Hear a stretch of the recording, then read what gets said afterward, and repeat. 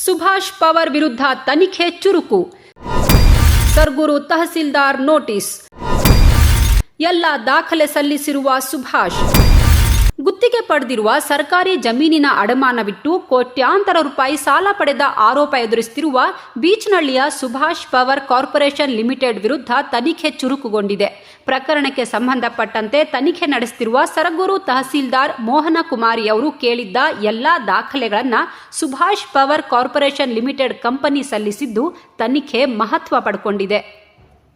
ಹಾಗಾದ್ರೆ Subhash power corporation limited ವಿರುದ್ಧ ಕೇಳಿ ಬಂದಿರುವ ಆರೋಪವೇನು ಅಂತ ನೋಡೋದಾದ್ರೆ, ಬೀಚ್ನಹಳ್ಳಿ ಕಬಿನಿ ಜಲಾಶಯದ ವಿದ್ಯುತ್ ಉತ್ಪಾದನಾ ಘಟಕ ನಿರ್ಮಾಣಕ್ಕಾಗಿ ಕಾವೇರಿ ನೀರಾವರಿ ನಿಗಮದಿಂದ 30 ವರ್ಷಕ್ಕೆ ಗುತ್ತಿಗೆ ಪಡೆದಿರುವ ಸರ್ಕಾರಿ ಜಮೀನನ್ನ ಅಡಮಾನವಿಟ್ಟು ಎಸ್ಬಿಐ ಸೇರಿದಂತೆ ವಿವಿಧ ಬ್ಯಾಂಕ್ಗಳಿಂದ ಕೋಟ್ಯಾಂತರ ರೂಪಾಯಿ ಸಾಲ ಪಡ್ಕೊಂಡಿದೆ ಎಂಬ ಆರೋಪ ಕೇಳಿ ಬಂದಿತ್ತು.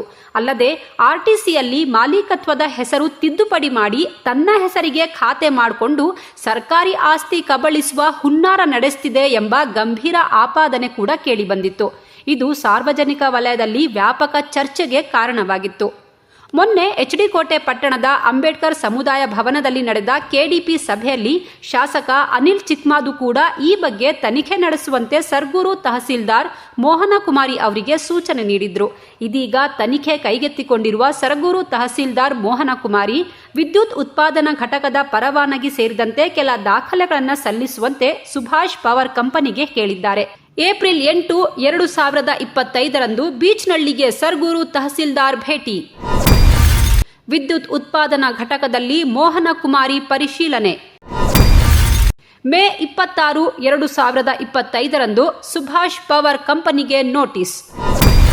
ಏಪ್ರಿಲ್ 8, 2025ರಂದು ಸರ್ಗೂರು ತಹಸೀಲ್ದಾರ್ ಅವರು ಬೀಚ್ನಹಳ್ಳಿಯಲ್ಲಿರುವ ಸುಭಾಷ್ ಪವರ್ ಕಾರ್ಪೊರೇಷನ್ ಲಿಮಿಟೆಡ್ ಘಟಕಕ್ಕೆ ತೆರಳಿ ಪರಿಶೀಲನೆ ನಡೆಸಿದ್ದಾರೆ. ವಿದ್ಯುತ್ ಉತ್ಪಾದನಾ ಘಟಕಕ್ಕೆ ಭೇಟಿ ನೀಡಿ ಅಧಿಕಾರಿಗಳು ಸಿಬ್ಬಂದಿಗಳಿಂದ ಮಾಹಿತಿ ಪಡ್ಕೊಂಡಿದ್ದಾರೆ. ಮೇ 26, 2025ರಂದು ಸುಭಾಷ್ ಕಂಪನಿಗೆ ನೋಟಿಸ್ ಜಾರಿ ಮಾಡಿ ಕೆಲ ದಾಖಲೆಗಳನ್ನು ಸಲ್ಲಿಸುವಂತೆ ಸೂಚಿಸಿದ್ದಾರೆ. ಹಾಗಾದ್ರೆ ಸರ್ಗೂರು ತಹಸೀಲ್ದಾರ್ ಯಾವ್ಯಾವ ದಾಖಲೆಗಳನ್ನು ಕೇಳಿದ್ರು ಅಂತ ನೋಡೋದಾದ್ರೆ, ಸರ್ಕಾರದಿಂದ ಪಡೆದಿರುವ ಆದೇಶದ ಪ್ರತಿ, ನೀರಾವರಿ ಇಲಾಖೆಯಿಂದ ಹಸ್ತಾಂತರಿಸಿರುವ ಸದರಿ ಸರ್ವೆ ನಂಬರ್ಗಳಿಗೆ ಸಂಬಂಧಿಸಿದ ಸರ್ವೆ ಸ್ಕೆಚ್, ನೀರಾವರಿ ಇಲಾಖೆಯಿಂದ ಹಸ್ತಾಂತರಿಸಿರುವ ಸರ್ವೆ ನಂಬರ್ಗಳ ಲೀಸ್ ಡೀಡ್ ಪ್ರತಿ, ಸ್ಥಳೀಯ ಗ್ರಾಮ ಪಂಚಾಯಿತಿಯಿಂದ ಪಡೆದಿರುವ ಕಂದಾಯ ದಾಖಲೆಗಳ ಪ್ರತಿ, ಸಾಲ ಪಡೆಯಲು ನೀಡಿರುವ ಒಪ್ಪಂದದ ಪ್ರತಿ, 1991ರಿಂದ ಇಲ್ಲಿವರೆಗಿನ ಇಸಿ ಹಾಗೂ ಆರ್ಟಿಸಿ ಪ್ರತಿ ನೀಡುವಂತೆ ಕೇಳಿದ್ದಾರೆ. ತಹಸೀಲ್ದಾರ್ ಕೇಳಿದ್ದ ಎಲ್ಲ ದಾಖಲೆಗಳನ್ನು ಸುಭಾಷ್ ಪವರ್ ಕಂಪನಿಯಿಂದ 2025ರ ಮೇ 27ರಂದು ಸಲ್ಲಿಸಲಾಗಿದೆ. ಅಲ್ಲದೆ ಬ್ಯಾಂಕ್ನಿಂದ ಪಡೆದಿರುವ ಸಾಲವನ್ನ ಮರುಪಾವತಿಸಲಾಗಿದೆ ಅಂತ ಸುಭಾಷ್ ಪವರ್ ಕಾರ್ಪೊರೇಷನ್ ಲಿಮಿಟೆಡ್ ಸ್ಪಷ್ಟನೆ ನೀಡಿದೆ. ಅಷ್ಟಕ್ಕೂ ಏನಿದು ಪ್ರಕರಣ? ಸುಭಾಷ್ ಪವರ್ ಕಂಪನಿ ಮೇಲಿರುವ ಆರೋಪವೇನು? ಇದೀಗ ಕಂಪನಿ ಕೊಟ್ಟಿರುವ ಸ್ಪಷ್ಟನೆ ಏನು ಅಂತ ನೋಡೋದಾದ್ರೆ, ತಾಲೂಕಿನ ಕಬಿನಿ ಜಲಾಶಯ ಸಮೀಪವಿರುವ ನೀರಾವರಿ ಇಲಾಖೆಗೆ ಸೇರಿರುವ ಬಿದರಹಳ್ಳಿ ಗ್ರಾಮದ ಸರ್ವೆ ನಂಬರ್ 160ರಲ್ಲಿ 5.39, 161ರಲ್ಲಿ 4.37 ಗುಂಟೆ, 162ರಲ್ಲಿ 7.21 ಗುಂಟೆ ಸೇರಿದಂತೆ ಒಟ್ಟು 16.97 ಗುಂಟೆ ಸರ್ಕಾರಿ ಜಮೀನನ್ನ ವಿದ್ಯುತ್ ಉತ್ಪಾದನೆಗಾಗಿ 1995ರಲ್ಲಿ 30 ವರ್ಷಗಳ ಅವಧಿಗೆ ಸುಭಾಷ್ ಪವರ್ ಕಾರ್ಪೊರೇಷನ್ ಲಿಮಿಟೆಡ್ ಕಂಪನಿಗೆ ಗುತ್ತಿಗೆ ಕರಾರು ಮಾಡಲಾಗಿತ್ತು ಎನ್ನಲಾಗಿದೆ. ವಾಸ್ತವವಾಗಿ ಸರ್ವೆ ನಂಬರ್ 160ರಲ್ಲಿ 1.39, ಸರ್ವೆ ನಂಬರ್ 161ರಲ್ಲಿ 4.37, ಸರ್ವೆ ನಂಬರ್ 162ರಲ್ಲಿ 7.21 ಗುಂಟೆ, ಒಟ್ಟು 12.97 ಗುಂಟೆ ಜಮೀನನ್ನ ಸುಭಾಷ್ ಪವರ್ ಕಂಪನಿಗೆ ಗುತ್ತಿಗೆ ನೀಡಲಾಗಿದೆ. ಇನ್ನು ಗುತ್ತಿಗೆ ಪಡೆದ ಸದರಿ ಸರ್ವೆ ನಂಬರ್ಗಳ ಮಾಲೀಕತ್ವದ ಕಾಲಂನಲ್ಲಿ ತಿದ್ದುಪಡಿ ಮಾಡಿ ತಮ್ಮ ಕಂಪನಿ ಹೆಸರು ನಮೂದಿಸಿತ್ತು. ಇದರ ಆಧಾರದ ಮೇಲೆ ಗುತ್ತಿಗೆ ಪಡೆದಿದ್ದ ಸರ್ಕಾರಿ ಜಮೀನು ಅಡಮಾನವಿಟ್ಟು ಬೆಂಗಳೂರಿನ ಐಡಿಬಿಐ ಬ್ಯಾಂಕ್ನಲ್ಲಿ 5.30 ಕೋಟಿ, ಎಸ್ಬಿಐ ವಾಣಿಜ್ಯ ಶಾಖೆಯಲ್ಲಿ 90 ಕೋಟಿ ಸಾಲ ಪಡೆದ ಆರೋಪ ಕೇಳಿ ಬಂದಿತ್ತು.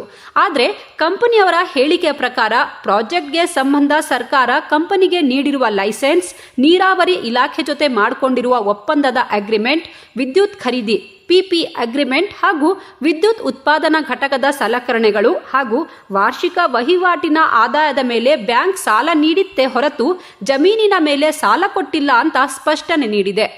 ಆರ್ಟಿಸಿಯಲ್ಲಿ ಗೊಂದಲ ಸೃಷ್ಟಿಯಾಗಿದ್ದು ಎಲ್ಲಿ, ಯಾಕೆ? ಆರ್ಟಿಸಿಯಲ್ಲಿ ಮಾಲೀಕರ ಹೆಸರು ಬದಲಾಗಿದ್ದು ಹೇಗೆ? ಸದ್ಯ ಇದೇ ಸಾರ್ವಜನಿಕರಲ್ಲಿ ಗೊಂದಲಕ್ಕೆ ಎಡೆ ಮಾಡಿಕೊಟ್ಟಿರೋದು. ಇದಕ್ಕೂ ಕೂಡ ಇದೀಗ ಕಂಪನಿ ಸ್ಪಷ್ಟನೆ ನೀಡಿದೆ. ಅದೇನು ಅಂತ ನೋಡೋದಾದ್ರೆ 1995ರಲ್ಲಿ ಕಂಪನಿ ಸರ್ಕಾರಿ ಜಮೀನನ್ನ ಗುತ್ತಿಗೆ ಪಡೆದಾಗ ಕೈ ಬರವಣಿಗೆಯ ಆರ್ಟಿಸಿಯಲ್ಲಿ PWD ಎಂದಿದ್ದು 1996ರಲ್ಲಿ ಸುಭಾಷ್ ಪವರ್ ಕಂಪನಿ ಅಂತ ನಮೂದಾಗಿದೆ. ಕೈ ಬರವಣಿಗೆಯ ನಂತರ ಎಲ್ಲಾ ದಾಖಲೆಗಳು ಕಂಪ್ಯೂಟರ್ ತಂತ್ರಾಂಶದಲ್ಲಿ ದಾಖಲಾಗುವ ಸಂದರ್ಭ 2000ನೇ ಸಾಲಿನಲ್ಲಿ KM Nagabhushan Sujata company power corporation ಅಂತ ನಮೂದಾಗಿದೆ. ಆರ್ಟಿಸಿಯ 9ನೇ ಕಾಲಂನಲ್ಲಿ ಆಸ್ತಿಯ ಮೂಲ ಮಾಲೀಕರ ಹೆಸರು ಹಾಗೂ 11ನೇ ಕಾಲಂನಲ್ಲಿ ಗುತ್ತಿಗೆ ಅನುಭೋಗಕ್ಕೆ ಪಡೆದವರ ಹೆಸರು ನಮೂದಾಗಬೇಕಿದ್ದ ಸ್ಥಳದಲ್ಲಿ ಎರಡೂ ಕಾಲಂನಲ್ಲೂ ಸುಭಾಷ್ ಪವರ್ ಕಂಪನಿ ಅಂತ ನಮೂದಾಗಿರೋದೇ ಗೊಂದಲಕ್ಕೆ ಕಾರಣವಾಗಿದೆ. ಇದನ್ನ ಗಮನಿಸಿದ ಕಂಪನಿಯವರು ಕಾಲಂನಲ್ಲಿರುವ ಹೆಸರು ಬದಲಾಯಿಸಿಕೊಡುವಂತೆ 2025ರ ಮಾರ್ಚ್ನಲ್ಲಿ ಸರ್ಗೂರು ತಹಸೀಲ್ದಾರ್ ಕಚೇರಿಗೆ ಅರ್ಜಿ ಸಲ್ಲಿಸಿದ್ದಾರೆ. ಇದು ಗೊಂದಲಕ್ಕೆ ಕಾರಣವಾಗಿದೆ. ಸುಭಾಷ್ ಸಾಲ ಪಡೆದದ್ದು ಇದೇ ಮೊದಲೇನಲ್ಲ, 2 ಬಾರಿ ಸಾಲ ಪಡೆದು ಮರುಪಾವತಿ. ಸುಭಾಷ್ ಪವರ್ ಕಂಪನಿ 2007ರಲ್ಲಿ ಕಂಪನಿ ಪ್ರಾಜೆಕ್ಟ್ ಮೇಲೆ ಸಾಲ ಪಡೆದು ನಿಗದಿತ ಅವಧಿಗೆ ಸಾಲ ಮರುಪಾವತಿ ಮಾಡಿ ಬ್ಯಾಂಕ್ನಿಂದ NOC ಪಡೆದಿದೆ. 2ನೇ ಬಾರಿಗೆ 2011ರಲ್ಲಿ ಮತ್ತೆ ಬ್ಯಾಂಕ್ನಿಂದ ಪ್ರಾಜೆಕ್ಟ್ ಸಾಲ ಪಡೆದಿದ್ದು ಅದನ್ನ ಕೂಡ ಮರುಪಾವತಿಸಿದೆ. ಒಟ್ಟು 90 ಕೋಟಿ ರೂಪಾಯಿ ಸಾಲ ಪಡೆದು 2021ರಲ್ಲಿ ಮರುಪಾವತಿಸಿದ್ದು ಬ್ಯಾಂಕ್ನಿಂದ NOC ಕೂಡ ಪಡ್ಕೊಂಡಿದೆ. ಬ್ಯಾಂಕ್ನಿಂದ ಪ್ರಾಜೆಕ್ಟ್ ದಾಖಲಾತಿಗಳನ್ನು ರಿಜಿಸ್ಟರ್ ಮಾಡಿಸಿದ್ರಿಂದ ಆರ್ಟಿಸಿಯಲ್ಲಿ ಸಾಲ ನಮೂದಾಗಿದೆಯೇ ಹೊರತು ಗುತ್ತಿಗೆ ಪಡೆದಿರುವ ಜಮೀನಿನ ಮೇಲೆ ಯಾವುದೇ ಕಾರಣಕ್ಕೂ ಸಾಲ ಪಡೆದಿಲ್ಲ ಅನ್ನೋದು ಕಂಪನಿಯ ವಾದವಾಗಿದೆ. ಒಟ್ನಲ್ಲಿ ತಮ್ಮ ವಿರುದ್ಧ ಕೇಳಿ ಬಂದಿರುವ ಆರೋಪಗಳಿಗೆ Subhash power corporation limited company ಸ್ಪಷ್ಟನೆ ನೀಡಿದೆ. ಆದರೆ ತನಿಖೆಯಿಂದಷ್ಟೇ ಸತ್ಯಾಂಶ ಹೊರಬೀಳಬೇಕಾಗಿದೆ. HD ಕೋಟೆಯಿಂದ ಶ್ರೀಕಂಠ ಈಶ್ವರ್, ಇಂಡಿಯಾ ಫಸ್ಟ್, ನಿರ್ಭೀತಿಯಿಂದ ನಿಮಗಾಗಿ. ಇಂತಹ ನೈಜ, ಇಂಟ್ರೆಸ್ಟಿಂಗ್ ಹಾಗೂ ಕ್ಯೂರಿಯಾಸಿಟಿ ಸುದ್ದಿಗಳು ನಿಮಗೆ ಸಿಗಬೇಕು ಅಂದ್ರೆ ಇಂಡಿಯಾ ಫಸ್ಟ್ ಟಿವಿ ಸಬ್ಸ್ಕ್ರೈಬ್ ಮಾಡಿ. ಒಂದು ಲೈಕ್ ಕೊಟ್ಟು ವಿಡಿಯೋ ಶೇರ್ ಮಾಡುವ ಮೂಲಕ ನಮ್ಮನ್ನು ಮತ್ತಷ್ಟು ಪ್ರೋತ್ಸಾಹಿಸಿ. ಇಂಡಿಯಾ ಫಸ್ಟ್, ನಿರ್ಭೀತಿಯಿಂದ ನಿಮಗಾಗಿ.